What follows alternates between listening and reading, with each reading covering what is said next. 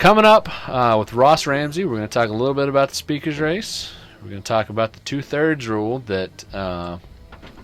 Well, I think where we should start is to say, for the listening audience who may not be aware, the Texas legislature kicks off on January 13th, which would be a week from yesterday. Yes. And they'll go into a session, and we'll probably be talking Texas legislature into June, and if there's a special session after that. There's a good tagline that people say, and it's, what happens in Austin doesn't stay in Austin. No, it absolutely doesn't. That 2/3 rule is going to affect that. Well, there are issues that we'll be discussing with Ross whenever he calls in. The first of which would be, we'll talk a little bit about speaker's race. Drew Darby will talk more with us about that.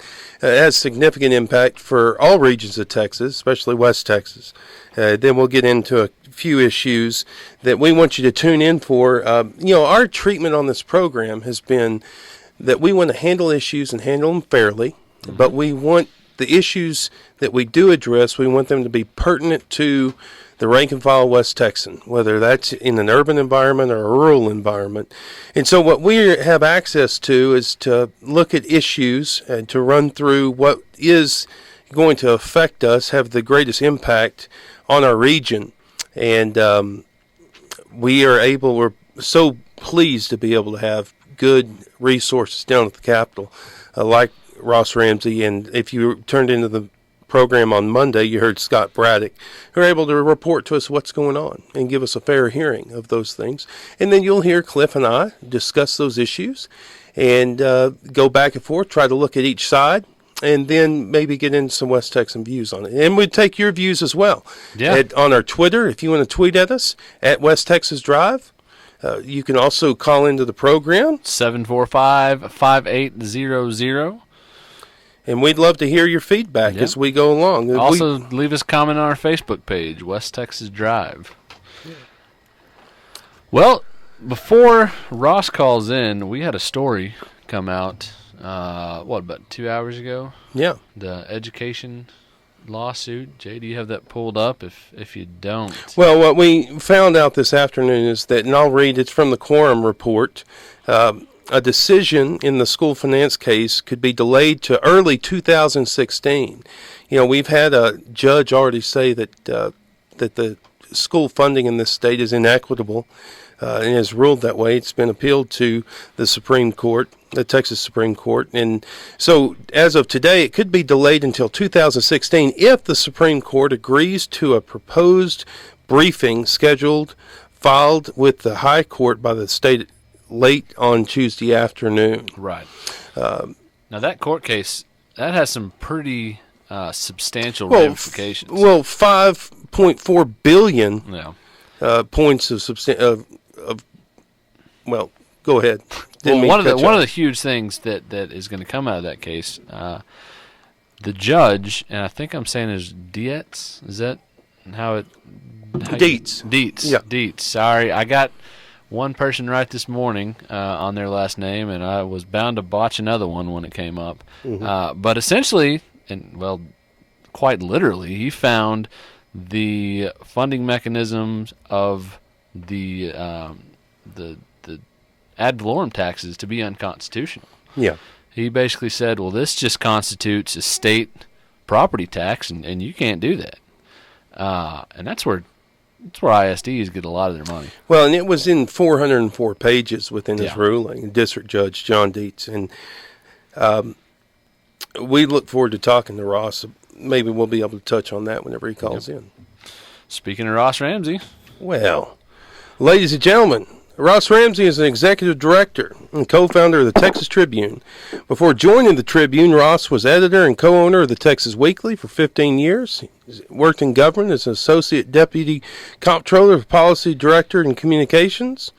He worked at the Houston Chronicle in its Austin bureau, as well as the Dallas Times Herald. Is known throughout the nation in both magazines and within newspapers. Broadcasting experience as well. We're delighted to have Ross as a regular contributor to the West Texas Drive, and we welcome him now. Ross Ramsey, how are you? I'm fine, sir. Sorry I'm a couple minutes late here. We're on Central Texas time, I guess. Yeah. Well, that's understandable. Ross, I wanted to start out by giving Cliff and I, as well as the listening audience, an idea about your connection to West Texas. I was born in Amarillo, reared mostly in El Paso. My wife's from Kermit, and we have folks sprinkled all over the Panhandle, all the way down to the Big Bend. Fantastic. I'm the renegade who went east. Yeah, Ross, let me say something before we get into this. My father, Morris Wilkes, wanted me to tell you hello. He said, yeah, he's a great guy. I'll say that even not to his face. How's that? Excellent. I hope he's listening and heard that. Yeah. Well, Ross, in my own opinion, there are two kinds of Texans today.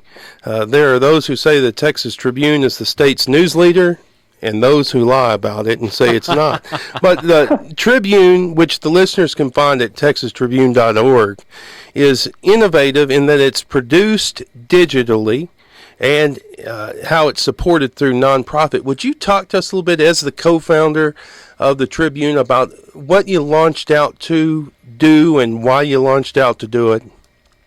Yeah, there's the kind of short version of this. I started in Austin in 1989 for the Dallas Times-Herald, and there were something on the order of 90 or 100 credentialed journalists for various papers and TV stations and radio stations covering the Capitol at the time. And 6 years ago, when we were talking about the Tribune and drawing it on napkins and such, the press corps in Austin had shrunk to 30 or 35 people. And this is happening in capitals all over the country, Sacramento, Albany, everywhere. And, it's just a matter of, there were fewer papers covering these things. There were fewer reporters. There were still a bunch of really, really great reporters doing it. There just weren't enough ants at the picnic. And we thought, kind of two reasons, one sort of civic and one sort of selfish, that we ought to make a plunge at this. The civic reason was, on a democracy doesn't work if people who are doing the voting don't know what the people they're electing are doing once they're in office, and that's the function journalists play in this, feedback loop.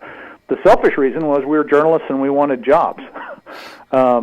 So we started the Tribune, with some, kind of a modest goal in mind. Maybe we can get 8 or 10 reporters at this and see how it goes.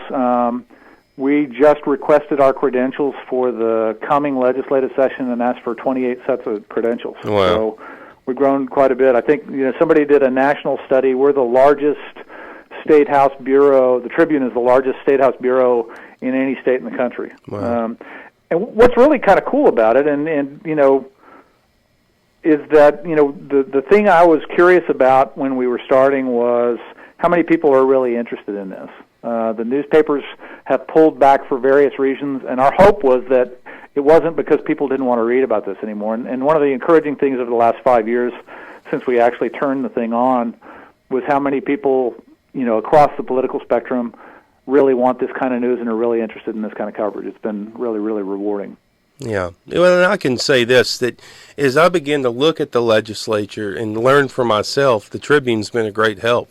And I think to a listener who's not familiar with listening to what's going, maybe hears a lot about Lubbock City Hall or what's going on in their own county, who's not familiar or oriented to the legislature, the Tribune's a great way to start. And I'm not just tooting your horn, Ross. You all do great work. I appreciate that. Thank you very much. Yeah. Well, and speaking of 28 sets of credentials, we will, on Wednesdays, be able to have different Tribune reporters if education is coming out of the calendars or if transportation is. And so we'll have experts from the Tribune at our disposal, and we will definitely use them. And we just encourage, go ahead and bookmark texastribune.org on your computers. It'll be a great resource for you as we all take the West Texas Drive and drive through the legislature. Ross, let's just jump into some issues right quick. And we're going to have State Representative Drew Darby on in just a moment. And he's going to set some opinion on the speaker's race. And we established with Scott Braddock the importance of the speaker in the House on Monday. But what we wanted to ask you about is, where is that race right now? About More than, in the House there are 90-something. We've still got a couple of open elections, so it's not a firm number, but there's 90-something Republicans, and the Democrats number in the high 50s, low 60s. And more than half of the House Republicans, more than 76 Republicans, have already put their names down as being for Joe Strauss. So out of the total, I'm sorry to interrupt, just to clarify. So just out of Republicans, Strauss has enough votes to become Speaker, Wow. even if no Democrat votes for him. Yeah. And we're assuming, and you can't really assume everything, but if you squint at this thing and say, would the Democrats prefer to have a Republican Speaker or an even more Republican Speaker? I think they'd go for the first one. Yeah. So the theory is that they're not going to vote for a Speaker who's more conservative than Strauss, as conservative as Strauss is, and that they'll probably vote for the incumbent. The other thing here has nothing to do with party. It's really dangerous to vote against an incumbent Speaker unless you think you can beat them, because that Speaker is going to turn around in a couple of weeks and name who gets on which committee and who gets which assignments and who's in and who's out, and it's a politically risky move no matter what party you're in. Unless you can knock a Speaker off, it's dangerous to go at them. So what's going on here is Scott Turner jumped in early. He's a Republican from Frisco, former professional football player, and a really good guy. He's a really new kind of young member. He was elected 2 years ago, reelected this time, so he's got one session under his belt. And he declared pretty quickly after the last legislative session that he was going to challenge Strauss. And we won't know for sure until the heads are counted on Tuesday, but it looks like he has less than 24 votes out of the 150-member House. I think this is falling short. Now, Ross, could there potentially be a third, maybe even a fourth candidate throw their hat into the race? You can, but you have to declare. In Texas, you have to file papers basically saying you are formally organizing a campaign for Speaker. You could do that all the way up till Tuesday. I would be really surprised. It'd be an interesting story, but I don't see it. There's not a lot of, when Speakers have gotten voted out. We had this happen in 2009 when Joe Strauss unseated Tom Craddock from Midland. These things are preceded by a lot of disquiet in the House. If you're going to knock off a sitting Speaker, kind of everybody in the neighborhood of that thing, in the vicinity of that thing, can tell that the members of the House are unhappy with the status quo. Not everybody in the House agrees with Joe Strauss. A lot of people don't, but they don't seem that kind of unrest doesn't seem to exist here. Well, so you're saying essentially that there is not a contest. I wrote a column this morning that I don't think Scott Turner is going to do a whole lot better than Louis Gohmert did in Washington yesterday. Yeah. Well, it sounds like he might get about 2 or 3 times as many votes as Louis Gohmert got.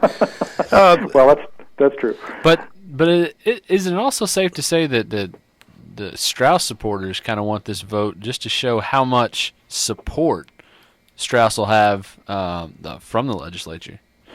Yeah, both sides have called for they call it a record vote. That's basically everybody, instead of a secret ballot or a quiet ballot or a voice vote, everybody on both sides wants the other side on the record. And, the only reason to do that is to count noses and say, I'm here and you're there. And ordinarily, when you get to the last day of a Speaker's race, I'll give you an example. Ken Paxton, who's the newly sworn-in Attorney General of the state, ran against Joe Strauss in 2011 and mounted a challenge and got to the day of the vote and basically folded and said, I don't have the votes. We're not going to force members to declare themselves. And the House basically said, kumbaya, voted by acclamation. Everybody but a couple of members who wanted a protest vote voted for Strauss. And that's usually so that you can go in without declaring yourself part of management or against management. This time, they've sort of talked themselves into a corner, and it looks like both sides are going to call for a vote, and we're going to come out with a pretty good idea of who's with Strauss and who's directly against him. So, Ross, you've said that there is an opportunity that whenever there is disquiet in the House, that there is a Speaker change. It sounds to me like there's not much disquiet. So where is the disquiet coming from in this vote? Well, you've got a split Republican Party. This is true in Texas. It's true nationally, and it's Evan Smith, our editor-in-chief here, has a joke, kind of a joke, but it's true that Texas used to be a two-party state that was Democrats, and now it's a two-party state, and it's Republicans. Mm-hmm. The two Republican parties are basically fighting over who gets to run the Republican majority in the Texas House, and that's really what's at stake here. The people who are unhappy with, or a group of the people who are unhappy with the Republican establishment, in the Texas House in this case, but it's true nationally too, want to knock off the traditional Republicans that they don't consider sufficiently conservative on issues that are important to them. And that's really what's underlying this. People unhappy with Strauss want to run against him. There are some interests outside of the House that have been supporting opposition to Strauss for years. Tim Dunn of Midland is sort of well known for that. He's one of the big supporters of a group called Empower Texans. He's a donor to an important policy group on the conservative side called the Texas Public Policy Foundation. There's a faction in the Republican Party that doesn't want this particular speaker. They'd certainly prefer him to a Democrat, but they'd prefer one of their own instead of him. So this is a highly organized campaign by the groups that you've just delineated, but it sounds like it might do 2 or 3 times better than Gohmert. Yeah, they're going to fall short. They're going to have a couple of dozen votes. They're going to be weaker than the Democrats as a voting bloc. And one of the reasons that the guys who look like they're going to win here, or the incumbents, want a record vote, is to basically call these guys out and say, show us how small you are. That's their tack. The other guys basically want to mark everybody who doesn't go this route, so that they can run against them or talk against them later and say, we could get more conservative legislation if we took out some of these Republicans who are supporting the status quo. Well, I think I'd rather be on the large side, especially given the dynamics within what we're finding out with the price drop in oil and how important it's going to be to represent your district. Definitely. But without expounding further, let's move on to what's going on in the Senate, Ross. One thing that's jumped out to Cliff and I is that there's the possibility that the Senate could drop the 2/3 rule. Could you explain what the 2/3 rule is and what the implications would be of getting rid of that rule that's been in place for however long you, Ross Ramsey, the dean of the legislature, says it's been in place? I'm not the dean. I got six people in front of me. But the idea behind a 2/3 rule is that in order to bring an issue up for debate, 2/3 of the senators have to agree that it should come up for debate. Now, you often get situations where 2/3 will say, "Yeah, bring it up for debate," and then you won't get 2/3 of them voting for it. They'll just say, "Yeah, we agreed to bring it up for debate." It does a couple of things. It forces the authors of bills to get some broad consent that something is at least a public issue that ought to be debated before it goes to the Senate. And it protects the members from voting on things that don't have more than marginal support in the legislature. It's most often talked about, you most often see it in headlines and in newspapers and online and that kind of thing on partisan issues, but that's not actually most of the time. So you'll see the 2/3 rule in play with a minority of Democrats lately, Republicans a few years ago, trying to block, say, a redistricting bill. But you also see the 2/3 rule in play when something comes up that's not necessarily a straight-up Republican or Democrat issue. School vouchers is an example of this. That tends to be split more on geographic or urban, suburban, and rural lines than on party lines. And you'll see, various kinds of minorities forming to block legislation using the 2/3 rule. The frustration here that the Republicans have had, Dan Patrick, the new lieutenant governor, among them, is that the Democrats had just enough people to block the Republican majority on issues that were important to the Republican majority, and they were frustrated. And they argued that the majority of Texas voters put a Republican majority in the Senate for a reason, and this rule was a silly way to block the will of the voters. Well, but how long? Ross, let me jump in and just ask you, how long has this rule been in place? It's been in place, in various forms for, decades. And they're going to keep it in another form, which is, it looks like what they're going to do. All this could change in a week or so. But it looks like what they're going to do is vote on new rules on the 21st, which is the day after the governor and lieutenant governor are inaugurated, that would change the 2/3 rule to a 3/5 rule. So in order to have something come up for consideration, you would have to have the consent of 19 senators instead of 21 senators. It turns out there's 20 Republican senators, so on partisan issues, they'd have their way. And on other issues, you'd still have some version of the 2/3 rule. So if I'm driving across Hill County right now, what I'm thinking is I just heard the executive director of the Texas Tribune say that a rule that's been in place for decades is all of a sudden a silly rule. Moving on. Well, it's not a silly rule. They're gonna amend it down, and to be fair to these guys, they change their rules all the time. One of the things they're going to do is change the number of committees in the Senate. It's not unusual for them to change the rules. What is unusual is when they get into situations like they did at the end of last session, where they start to stretch their definitions of how those rules ought to be enforced, and that's really where everybody gets really upset. I think you'll find a lot of people from both sides probably in the end voting for this rule change. Okay. Ross, we've got you for about 5 more minutes. Is that okay? Sure. Okay. Wanted to ask you about something that's regionally important to us. It's been a new issue that we've had to address. The Railroad Commission has recently adopted new rules to set consumer rates on natural gas. Now, down in Houston, this might involve CenterPoint, but in West Texas, it would involve Atmos Energy, for instance.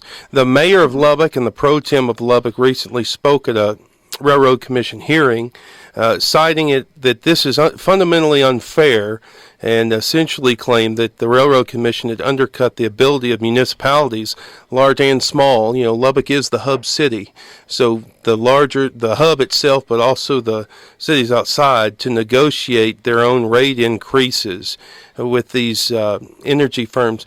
Is this what is the background on that decision, and has there been a comparable response by other leaders throughout the state? Yeah, there's the general rule on utility rates, and the law differs, from one area of this electricity to gas to whatever. The general rule on this is the companies would rather have rates set in a place where, in a particular region, they've got a uniform rate. So they don't want to go to Dallas, Texas, for example, and have a rate in Dallas that's different from the rate across the street in Richardson, that's different from the rate across the street in Garland, where all those cities are mashed together. And so, in some of these cases, the state legislature has decided, really it would be more efficient to just set these rates at the state level than at the local level to get rid of those sort of local advantages and disadvantages, places like that. But you also run into local control. So, you run into places where the city believes it ought to have original jurisdiction on these rates and let you appeal it to the Railroad Commission, or the Railroad Commission ought to just butt out and let the locals control their own thing and compete or not compete for economic development based on their rates and other things. It's an unsettled area, and the thing that makes it interesting if you're watching this process is that the disagreement between the Lubbocks and the Railroad Commissions is happening as the legislature comes in, and if the Railroad Commission does something the legislature doesn't like, or that Lubbock can convince the legislature to change, the appellate court is open, so to speak. Well, to bring the whole conversation to a circle, it'd probably be helpful if your representatives weren't on the Turner side of the vote coming up next Tuesday, if that conversation does take place. Well, these things move around. Another version of this happened in Denton. Where the city's voters decided in November they didn't want fracking inside the city limits. And the Railroad Commission's in a fight there between local voters who say we should have local control and other local property owners who say, hey, my property rights say I should be able to punch a hole in the ground and pull this oil out, or this gas out. I agree with the Denton folks on that. Local control. I'm a huge local control advocate, and that irritated the fire out of me when the Railroad Commission brought that suit. It was, if you get people stuck between, if you get particularly politicians, if you get them stuck between local control and property rights, everybody gets uncomfortable. Yeah, absolutely. Well, Ross Ramsey, We just want to shoot out the lights and sing Alleluia in the county. We're so glad that you've been able to be with us. Want to remind everybody again to go to TexasTribune.org, and you can see all the late-breaking news that's going on in the legislature. Be a great guide for you going forward. And we'll have to read your piece from this morning, Ross. It's a pleasure, guys. Thanks for having me on. Thanks so much. Thanks for being on, sir. All right, Jay, why don't we go to a little break here. We'll come back, talk a little bit more about what Ross told us, talk to us about, and then we'll come back probably about, 5:40? Is 5:40, Representative Darby calling in? State Representative Drew Darby, and Ross gave some analysis. I'm sure that the representative will give us a little bit of opinion. Yeah, You'll stay tuned for that. Right. You ain't met my Texas yet. If you haven't floated down the El Frio, heard red dirt music on your radio, eating Coopers down in Llano.